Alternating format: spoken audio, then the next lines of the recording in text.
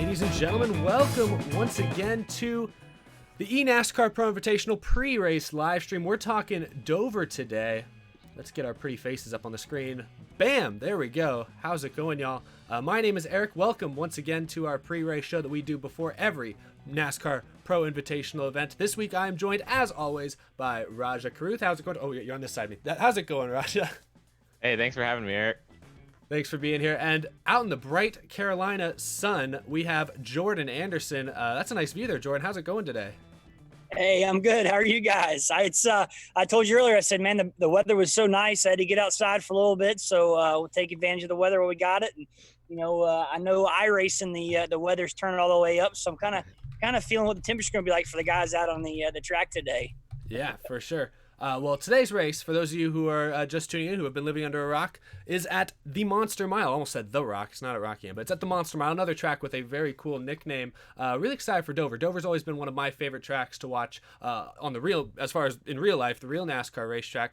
But we have a couple interesting perspectives here today. I want to start with you, Jordan, since you've had the opportunity to race at both the real life track and the virtual track. How challenging is Dover? Why do they call it the Monster Mile? It's probably one of the toughest tracks that we go to, just because it's almost like if you could take the characteristic of racing at Bristol, where things happen so fast, and put on a 1 mile track like Dover. It's got a lot of steep banking. The straightaways are probably the steepest straightaways that we go to on any track. And it's because when things happen, they wash you down toward that inside wall. A lot of times there's not places for those guys to go, and the monster just eats them up. So I think you're going to see in the race today, just like we would see in the real world, man, it's going to bring the most consistent laps over run and just really get out there and keep his nose clean is going to be good today. So Dover is one of those places where things happen really fast. Your car setup is always really big, because that thing, when you dive off in the corner, the car actually, when you're sitting in the car, it kind of comes a little bit weightless on you as you drive up over the hump, going into 3 and then going into 1 as well. And that landing zone down there in the center corner, what it's all about, and your car's got to turn when you get down there. And if you miss it by a half a car length, you're going to slide up the hill and miss your line. So I think consistency is going to be a big thing in the race today, and it's going to be a great show. I mean, we saw what happened at Talladega last week. Just imagine the racing that you saw at Talladega, not maybe in a pack or so, but they're going to be just as close as they were at Talladega, racing around a 1 mile track today. You mentioned the kind of weightlessness feeling almost when you go off into that turn. I've heard it compared to like a roller coaster. Rajah, racing it in the virtual world, do you get any of that effect? How unstable does that make the race cars? Really, since, you don't get the butt in the seat feeling, it's really just all in your hands and your eyes. And, when you drive into the corner, you can feel the wheel get a little iffy with it when you go down and then you land in the center of the corner. So it's pretty close. I haven't driven at Dover, but racing at like the 5th mile, you go on into turn 1, and it's kind of similar. You feel that. And on iRacing, it's pretty replicated in terms of just how you feel it in the wheel. Dover has had, in real life, it's more than its fair share of large crashes. You compare it to Talladega a second ago, Jordan. We see big ones in real life at Dover. I can only imagine that the virtual one is probably going to be pretty treacherous for some guys today.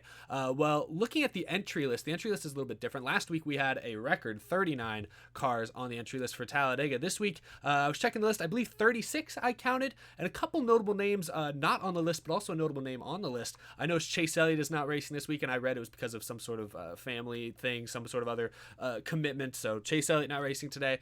Clint Boyer is not racing today, which is, I must say, I'm slightly disappointed, because I've been loving his involvement with the Fox broadcasts each weekend. But Regan Smith, I saw on an entry list that Bob Pockris put out, is listed as driving the 78 car this weekend. So possibly a little Furniture Row throwback. I'm not sure what's going on over there, but I want to start with you on this one, Jordan. I mentioned the Fox broadcast. Those have been arguably my favorite part of this entire series, just because I've loved how much fun that the broadcasters have had with it, and obviously they've been able to, I think, bring the race to our living rooms in a very good way, a very enjoyable way. But if Clint Boyer's not racing today, if maybe Regan Smith is the in-race reporter, what do you expect from the broadcast today? How might that change a little bit? I saw a tweet from Regan this morning that he walked into the Fox studios and found the iRacing rig and had beer all over it and empty beer cans. And I think Regan may have found out why Clint was struggling the last couple of weeks.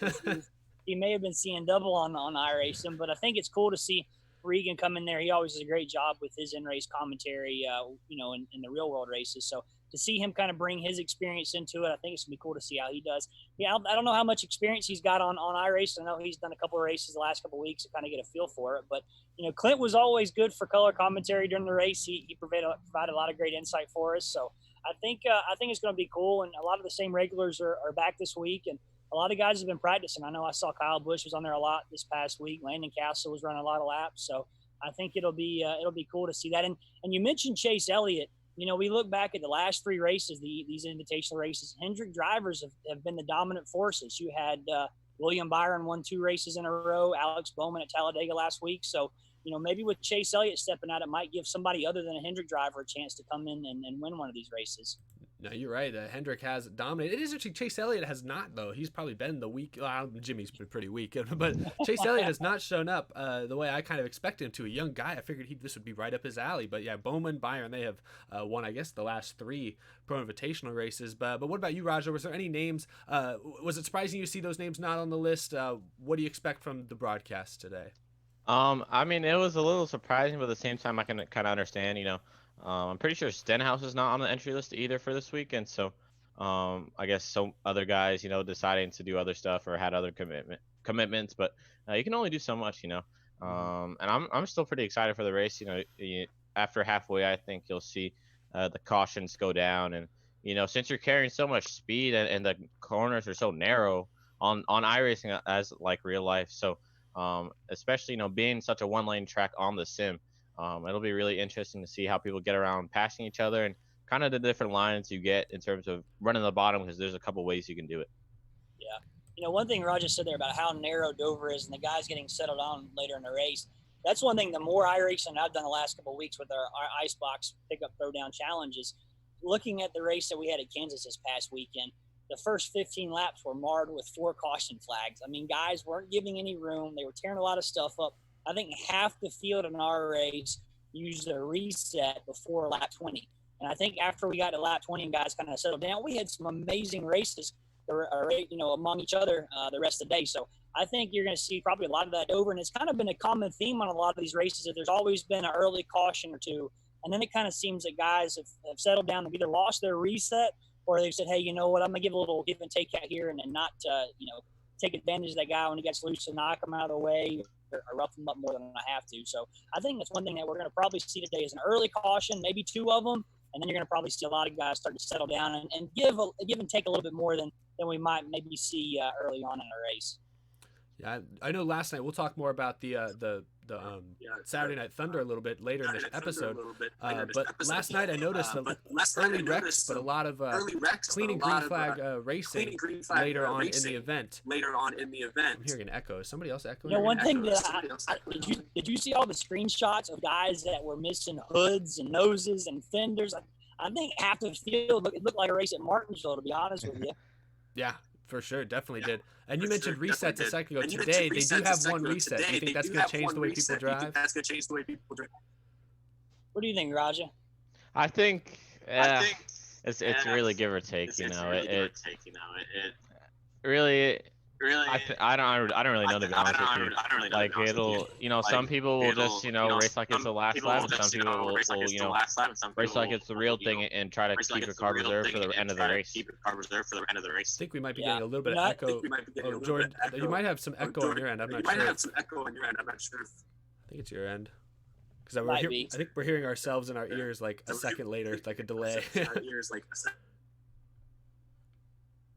I don't know if it's. Yeah, I mean that's one thing I think is crazy about these resets is guys can approach it differently. I think when they started off and they had 2 resets, guys were just driving really erratic and taking advantage of it. And I think once a driver loses his reset, I think you almost kind of go into safe mode, if you want to call it that. I mean, you got to really be careful and make sure you're there at the end. So those guys are going to want to be using those resets up, in the first half of the race. For sure. Well, it is, again, fixed setups like every Pro Invitational race has been so far. We'll talk a little bit about the racetrack here before we move on to Saturday Night Thunder. Rajah, did you want to show us a little bit of what the view from the driver's seat was going to look like for today's race? Yeah, let's do it. So, all right. This setup is a little bit different from what the Pro Invitational guys will be running, meaning that this setup is a little bit looser. And so, when you rise up off of the corner, the back end will tend to step out. So it'll be kind of interesting to see how those guys will manage not having that freeness off the corner and trying to preserve their right front. So let's get going here. I like that paint scheme. Always good Thank one. you. And let's see. So here, I'll simulate a little restart here. Pace speed is, I believe, 55. So I'll let this guy go behind me. Are these AIs in the race? Or are these other people? These are other people. Oh gosh, don't take anyone out on stream. Yeah, we got a so smoking gun here. Yeah, yeah. So joining open practice here, people making laps. So, I'll just roll down here and try to get a pretty good restart. The biggest thing to manage on the restarts will be to get wheel spin. With the gear that they're running this week, you have to restart in first gear to really get going. So, I believe I'm running around pace speed, give or take a couple of miles per hour or so. The restart zone is all the way around there past the pit road entry. You can see down here over there, you can see they added the wall. Oh, somebody's coming.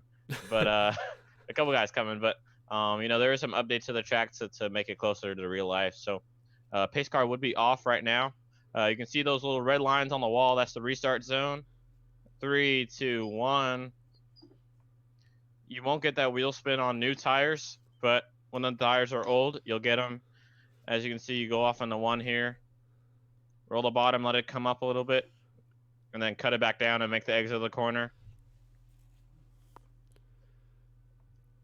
Yeah, I know the frames on Zoom have dropped just a little bit, but people can definitely get an idea of how blind some of these corners are, especially how fast Dover is, how tight the corners are, how narrow the racing groove is. How treacherous is that? If people start having issues in front of you, there's really nowhere to go. Exactly. Like coming out of this corner, if you just see a wreck right there, I got like 2 seconds to hit the brakes and try not to run into somebody. It's really, you can't really see the straightaway until right about here. So if their car is sitting backed up on the straightaway, you won't be able to see, and it'll be kind of you gotta hope and pray that you'll miss it here.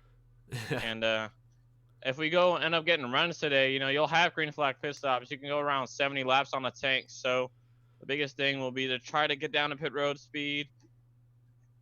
You put a lot of rear brake in it because it's so tight, and then you can get in like that. Pretty smooth. So, we've seen the professionals screw that up in real life many times in glorious fashion. Yeah, but that's, virtual Dover. My pit stall's all the way down there. The biggest thing on pit road is to watch your speed. There's a lot of timing sections, I believe. 17 at Dover. So really easy to catch yourself for speeding. And you can see my stall's all the way down there. The biggest thing is just to make sure you don't, go over 36 and ruin your day. And there we go. Awesome. Right on the money. Sweet deal. Oh, no, we lost Jordan. Oh, goodness.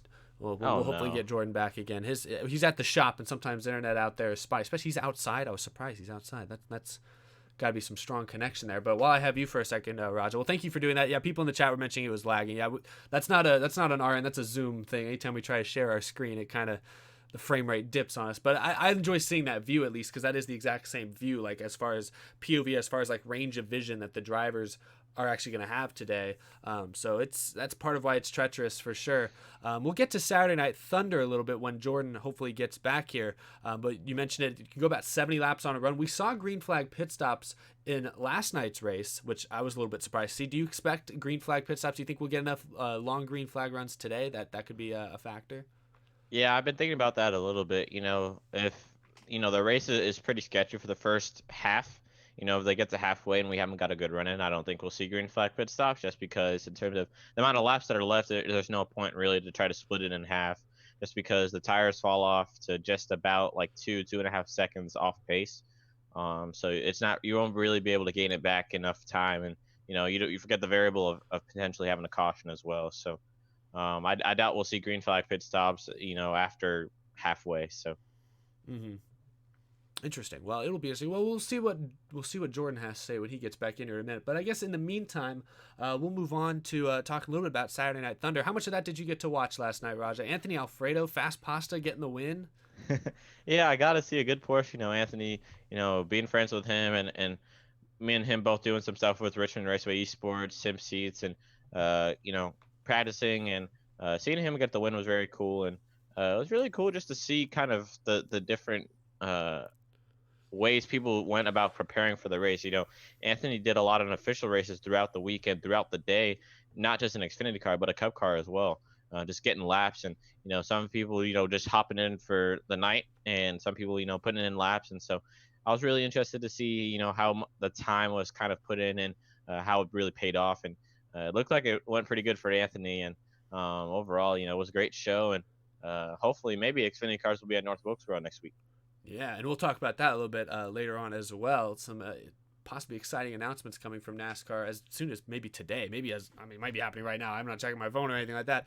But yeah, Saturday Night Thunder. I've gotten to meet Anthony Alfredo a few times over the last year or so. He's a really cool guy. He's really bought into the whole virtual racing thing. He streams all the time on Twitch. I feel like I should plug him. I think it's twitch.tv/fastpasta. I think it's his Twitch name. I'm not entirely sure. But you probably find him. He's live all the time. Follow him on Twitter. You'll find him for sure. And I know he's put a lot of work in. I know he put a lot of work in this week at Dover specifically to kind of prepare for this. And so it was cool to see that pay off. It's cool to see guys be rewarded for their hard work.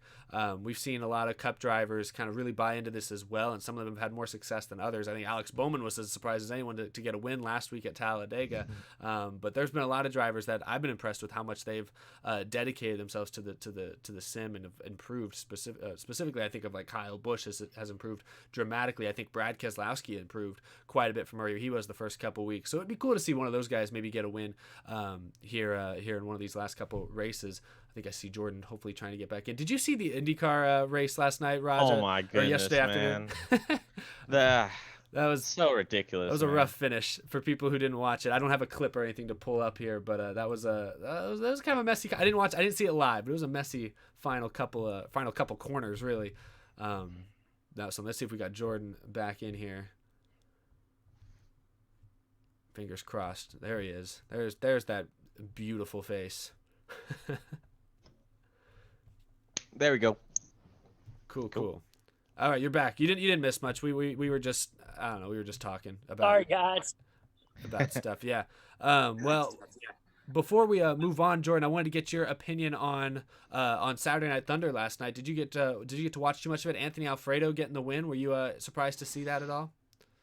Yeah, Anthony's run a couple of races with us in the last couple of weeks, and it just seems to have a lot of bad luck. So to see him come through, he almost won at Talladega last week until that big crash coming to the white flag. So I think he had a pretty good strategy last night with his pit stops and the way he played the race out. So I think it was good, and it just kind of came down to a matter of survival with as much stuff that he got tore up last night. So I was glad to see him win. But, you're looking at how that race went last night, how much stuff got tore up. I think it definitely is going to be a lot like that today. It's just going to be a matter of staying out of trouble and keeping your car there at the end, because I think Anthony, he had a clean car there at the end with no damage, and that's going to be key to having a good run today. And I don't know, before you lagged out for a second there, did you see Rajah going onto pit road? How difficult is getting onto pit road? If we see green flag pit stops like we saw last night, if we see green flag pit stops today, how difficult do you think that's going to be for a lot of drivers getting onto pit road at Dover? Yeah, that's even one thing I watched the other day with the Coca-Cola Series.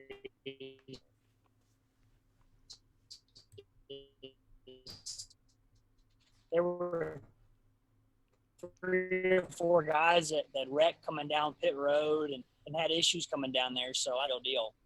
Okay, yeah, there we go. We're back. We had a brief technical glitch, but we are good to go. Well, thank you for that insight, Jordan. So I want to talk before we get into fan questions, because I definitely want to take some questions from the couple hundred people we have watching right now, for sure. But before we get to that, I want to get you all's thoughts on a couple big, just general NASCAR stories from the past week. So I guess this most closely affects you, Jordan. But NASCAR announced that they're hoping the Cup Series will return to real racing May 17th at Darlington for the trucks. It looks like May 26th at Charlotte is the first race back. Of course, they're talking about how crew guys are going to be wearing masks, a lot of single-day shows. From your perspective as a team owner and a driver, but maybe especially from a team owner, what are you expecting, I guess, when NASCAR goes back racing? Are you excited for it? What challenges do you think you're going to face? Yeah, we're excited as a whole. I mean, this is a big deal for our team to get back racing, to get back working. I know a lot of teams, this is our income and our way of making a living. So not just for our team, but I know a lot of the teams across the board are excited to get back.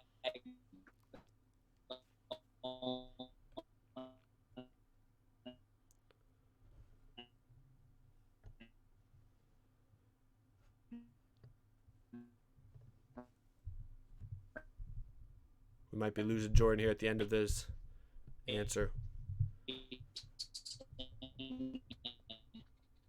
Oh boy. NASCAR came out with they sent out probably about a 25-page document protocoling, do for the racetrack with screenings at home. You're going to see where the cups go on everything. There we go. Okay, we're back. Sorry, Jordan. It's every time you answer it, it's good for like 10 seconds, then it's bad for like 10 seconds, then it kind of comes back at the very end. So we lose you like in the middle there. But I think we got most of what you were saying right there. I heard you mention something about a 25-page document. I think that's where we kind of lost you. Is that something NASCAR sent the teams to kind of outline how these operations are going to work? Yeah. So NASCAR put out an email documenting the protocol of screenings at the racetrack, how things are going to go when we get there. And it's going to be a big one-day show for us. We're going to show up, no practice, no qualifying, straight to the race. And it's going to be a big challenge for a lot of teams because you've got to show up. And Rajah can appreciate this, man. It's tough when you show up with no practice, and not just for the driver, but we've been out of this for a couple of months, and your truck setup's got to really be on the mark. But I think they're doing a great job on getting us back racing, getting our sport back moving, and hopefully this is the first sign of many across the country of us getting back to work across the board for all of us.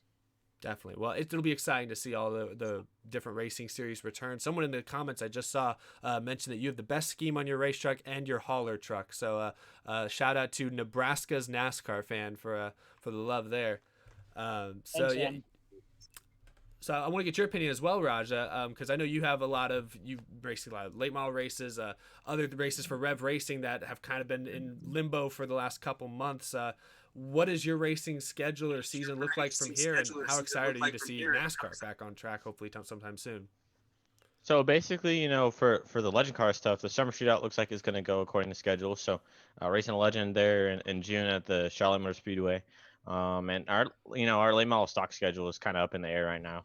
Essentially, just I guess really waiting on what'll happen. We were planning on going to South Boston quite a bit, and Virginia being on a stay-at-home order, it's like June. So we really don't know what's going on with our late model stuff, but Legend Car stuff will hopefully get back going soon. Just can't wait, man. Been too long cooped up in the house. Yeah, I think everyone's just excited to get out there and stretch their legs a little bit.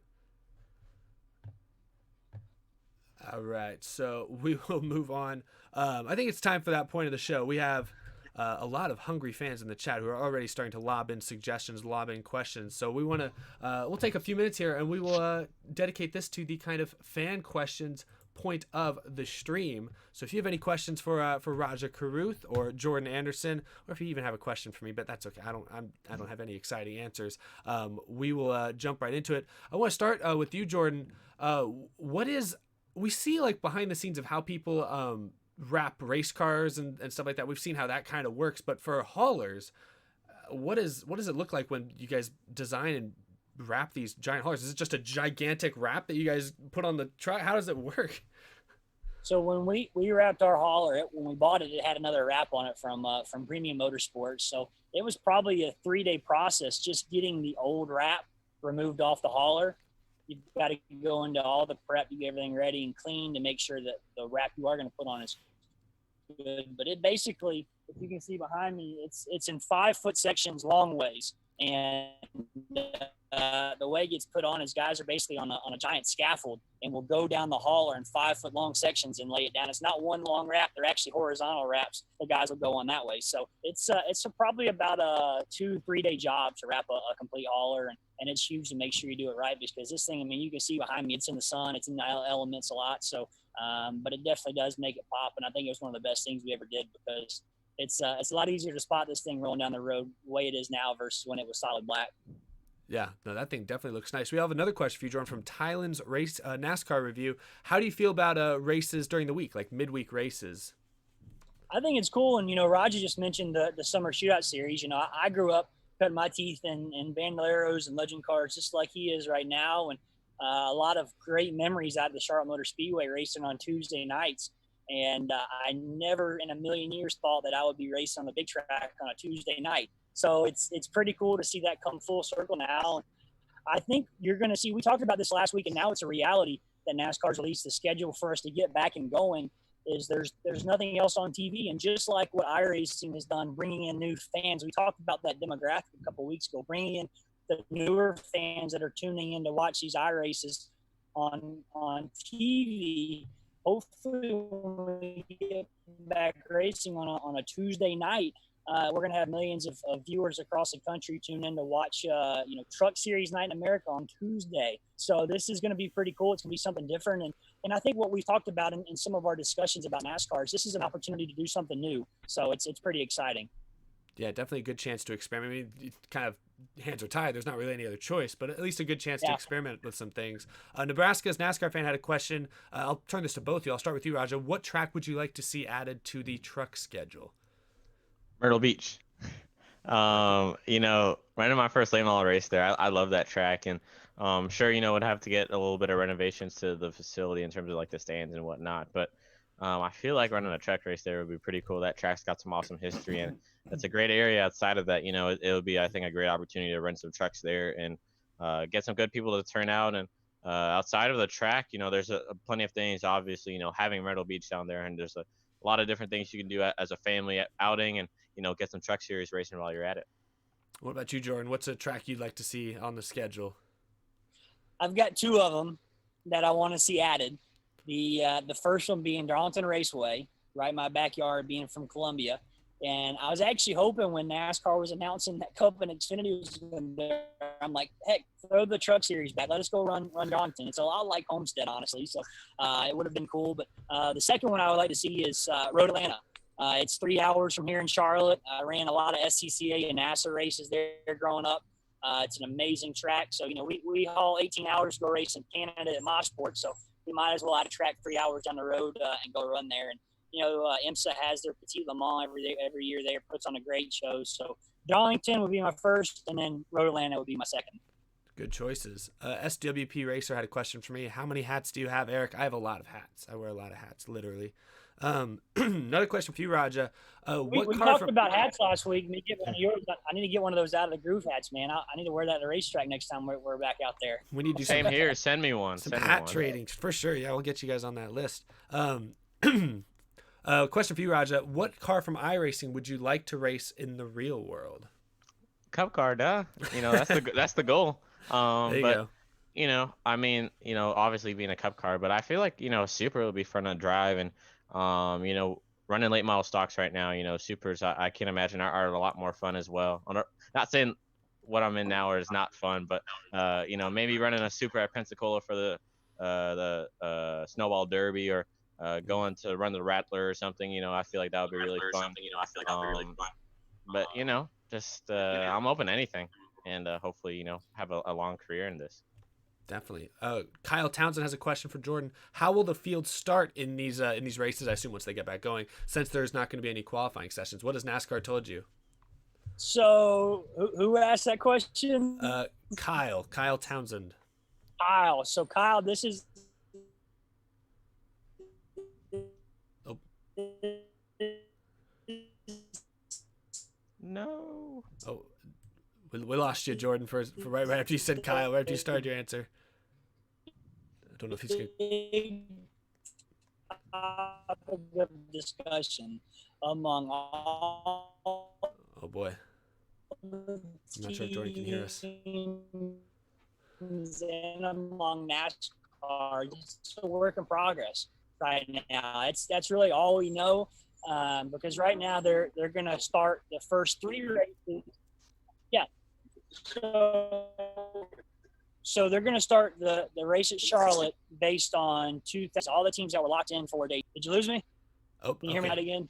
We're all over the place now. I don't know where we're at with you, Jordan. I don't know if you can hear us or if we can hear you. It was interesting. We could hear like a sentence and then nothing for 10 seconds, then another sentence maybe.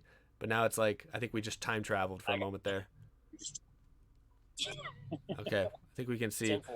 For a moment, Jordan, try turning off your video camera for just a second, just because that might help save some internet if you can hear me, and maybe we'll see if it works. Let's see. We'll try this. Sorry, guys. No, you're good. Figuring this out on the fly. Video. Okay, so we How have about now? Can you guys hear me now? We hear you. Try. Yeah, we'll see if that works. I mean, yeah, we'll see if that works. So you were saying, a lot of people. It sounds. Heard you mention something. It was kind of cutting all in out, but you mentioned something about the Daytona, either finish or entry or something like that. Maybe try answering Kyle's question one more time, just so hopefully we can hear it this time. Yeah, definitely. So the biggest thing is they're going to start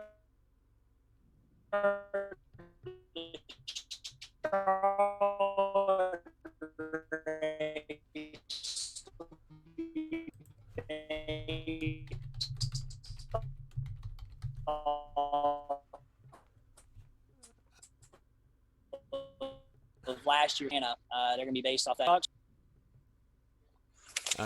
We lost you again, unfortunately, Jordan. So we'll get that ironed out before next week's show for sure. But Kyle, maybe tweet at Jordan. Kyle, Jordan will be able to answer your question on Twitter, or he'll be able to DM you if you need an answer to that one. That's super funny because it was like working perfectly clearly, and then the moment you started the actual like guts of the question, it cut out. So that was unfortunate. Well, we'll move on to our final segment of the show. Thank you all for sending in questions. We tried to get to a few there, but we have some technical issues. It's the difficult part when you're trying to organize a live stream from every corner of the country. Believe me, working with doing the NASCAR Weekly podcast with Darian and Danny B and Jarrett, I've had more than my fair share of technical difficulties trying to get all of us synced up, no matter what software we've been using. So this is not anything unusual for sure, but we'll get that figured out. But we're gonna move on really quick to wrap up this show with by giving you guys our race picks today. So today's race is at Dover. We've given you guys some of the key players in this race. We've talked about the racetrack, how challenging it is, how we might see a different type of racing than we've seen in recent weeks. We've answered some fan questions. So now, when it all comes to fruition here, I'll start with you on this, Rajah. Who is your pick to win today at Dover at the Monster Mile? Man, I'm gonna have to go with Landon Castle. Having Brian Blackford and a couple guys in this corner, that are avid sim racers and really good at their craft. I know they've getting Landon up to speed, and Landon on his own is already really fast. Running fixed races with him this week. Seeing the speed that he has, I think he'll probably be the one to beat. And for a wild card, I'll probably go with Brad. Like you said, he was really fast at Richmond, and I don't expect anything different here today. Brad will be an interesting pick, but I like that pick of Landon Castle. Actually, Landon Castle is going to be my pick as well, just because I know he's put a lot of time in recently, and he's been consistently up in the top 5, top 10 every week. I think Landon Castle is a good, he'd be considered a dark horse usually, but I think he's a good pick for today. Jordan, if you can hear us, who is your pick to win today at Dover? I think Kyle Busch is going to give everybody a run for their money. He's been fast, and we were talking about earlier that consistency and staying out of trouble is going to be big. So Kyle Busch is my number 1 pick, and I think Brad Keselowski is my number 2. So both y'all picking Brad Keselowski as kind of your dark horses. That is interesting. We mentioned him earlier. We'll be curious to see any Brad Keselowski fans in the chat, because I think Brad Keselowski would be a fun one, kind of a surprising one. I feel like he's been pretty low key during this whole hiatus.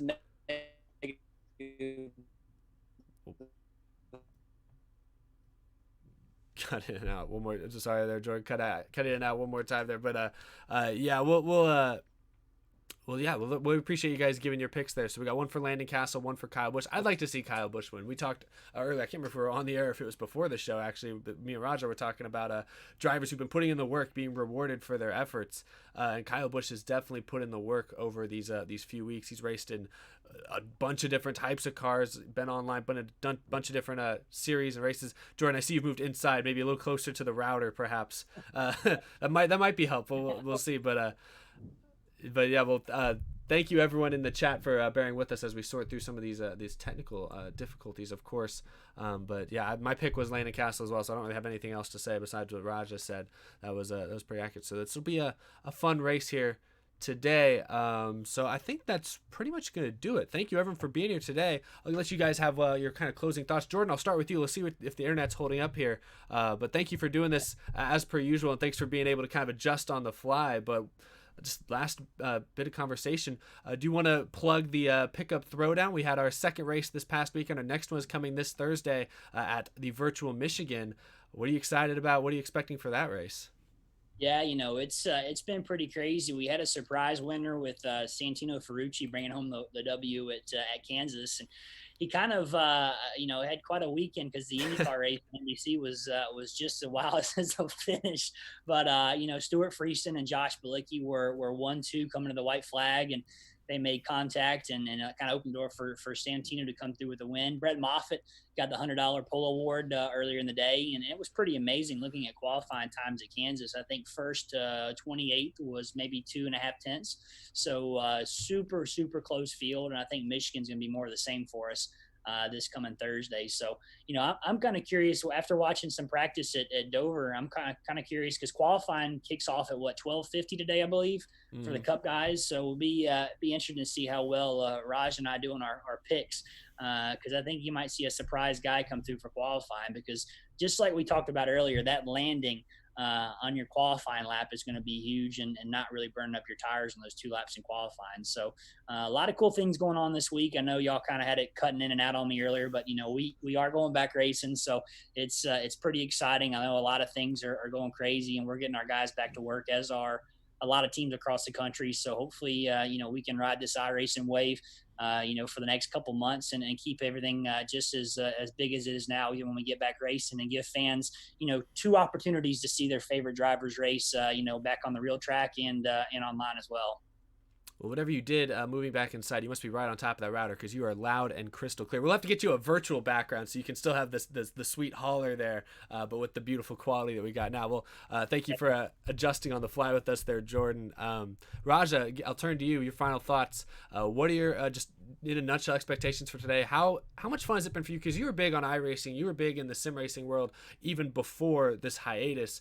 What's been your reaction to kind of the media takeover almost of iRacing? Has it been exciting? Has it been a little much? Like I'll be honest, curious to kind of hear your honest opinion on that. What do you see? Where do you see iRacing kind of standing in the world of racing going forward once everyone gets back to real cars?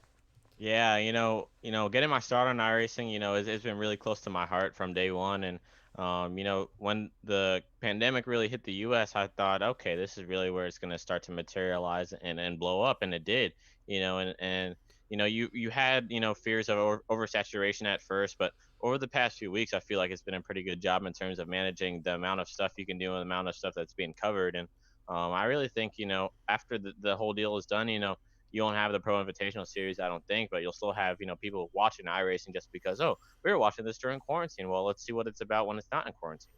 So I'm really excited, not just for today, but for the future, hopefully potentially having a new track next week and maybe doing something next off season and seeing what, the higher ups at NASCAR, iRacing, Fox, NBC, decide to do in the future.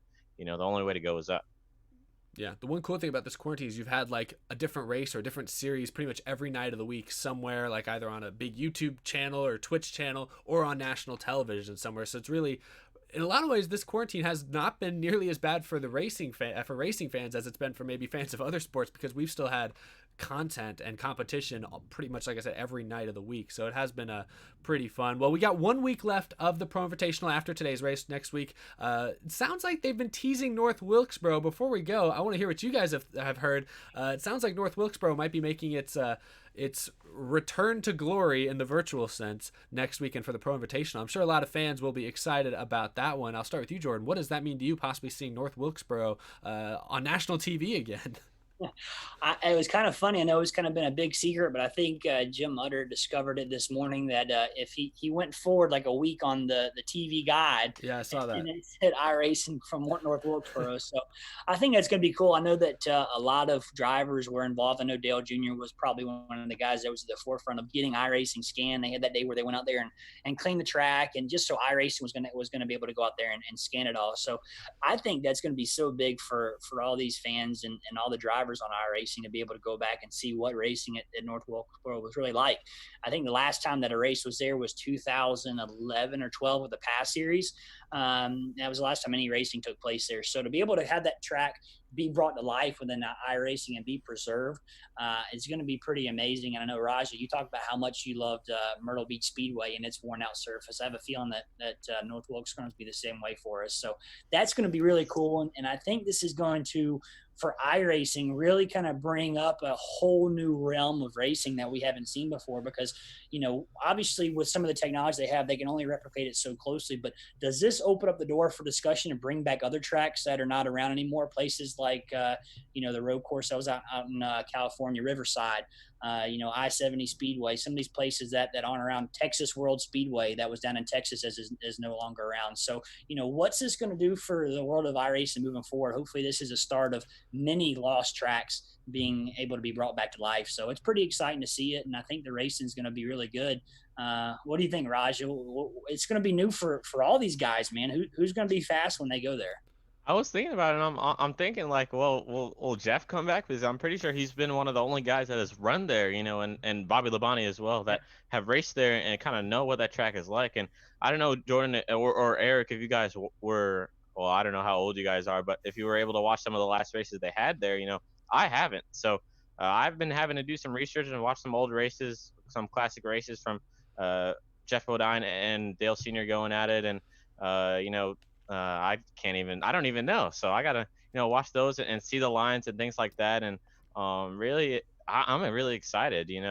Like you said, Jordan, having that old worn out surface, you're gonna see the tires matter, and I'm just really, really excited. Yeah, it's going to be really cool. And that brings up a whole nother point of discussion is Jeff and Bobby are going to be probably the only ones that have seat time there. So, that might give those guys a little advantage, and it might bring out maybe a couple other guys out of retirement. I would love to see Terry and Bobby Labonte go head to head at North Wilkesboro. So, or even a guy like Mark Martin maybe come out of retirement for it. So I would be all for maybe once this thing is over at North Wilkesboro, maybe bringing out a Legends Invitational. I would really, really kick to see something like that happen. So who knows? Like I said, this is going to open up a whole new door of possibilities for us in the racing world to see guys that maybe, we didn't get to watch live in their prime in the 80s and 90s, but it would be pretty amazing to see some of those guys come back and go head to head. I want to see Richard Petty on iRacing. How cool would that be? That would be pretty awesome. Well, needless to say, if they go to North Wilkesboro next week, everyone's going to be going back to school to kind of figure out how best to run this thing. Before we go, we did get a quick super chat from NRF 18. Jordan, who'd you pick to drive your truck? I guess if you could pick anyone, if you had to pick someone else to drive your truck, I guess who would you pick? Well, I think when we picked Ryan Newman to drive for us a couple years ago, that was pretty cool. But if I could say one guy that I would like to come see drive our truck would be Carl Edwards. If I could get him to come out of retirement, which I know the guys at Ganassi tried to get him to come out of retirement for the 42 before your boy Matt is coming out of retirement. I know I think Carl actually turned it down, but that would be pretty cool to see Carl be able to come drive one of my trucks, because he was a guy I looked up to for so much. Yeah, Carl would be fun. I'm a big Matt Kenseth fan. We didn't really talk about Matt Kenseth coming back to Ganassi on the show here today, but I'm a big Matt Kenseth fan. Personally, I almost would have rather seen Carl Edwards come back just because I think it would have been a cooler story in a lot of ways. But I think that's going to do it. I think we've got everyone in the chat seems fairly satisfied. Someone's saying Rocket Man. Someone said Gaff Bowden. I think they're trying to spell Jeff Bodine. That's a good try. Very nicely done. But yeah, talking about the Bodines, I don't know if you guys saw, I think this was a couple weeks ago with you guys seeing my hauler behind me earlier. We actually found out that my hauler started out life as a Hooters Brett Bodine trailer. Really? That's right. In the 90s. So that was kind of cool. I forgot to mention that earlier. Yeah, that's a cool thing about racing, man. There's always so many stories, so many things that they get reused or redone. And I think with North Wilkesboro coming back, it's going to hopefully take new fans. Because, we've talked about what this iRacing has done, bringing in that new demographic of fans. And if they tune in and watch that race at North Wilkesboro, that's going to open up a treasure trove of kind of a walk down memory lane, you could say, of what North Wilkesboro means to our sport and what it did mean back when it was alive and with all the races going on there. So it's going to be cool to give those new fans kind of a history lesson, you could say, about where racing started here in the Carolinas. New school meets old school, really, in a perfect way. So exactly. That's a good note to end the stream on. But thank you, Jordan Anderson, Rajah Caruth. I'm forgetting which direction you guys are on the screen. Jordan is down here. Rajah's over there. Thank you guys, as always, for being on the stream. And thank you, everyone on YouTube in the chat for joining us and sending in your questions and hanging out. Should be a fun race day at Dover. We'll be back next week, probably for the final time, I guess, doing this thing as the Pro Invitational starts to wind down to a close. But real life NASCAR is coming back, and iRacing is going to continue on, probably stronger than ever. But thank you guys a ton for being here, as always. Have a great race today, and we'll see you next week. Thanks. See you guys. See ya.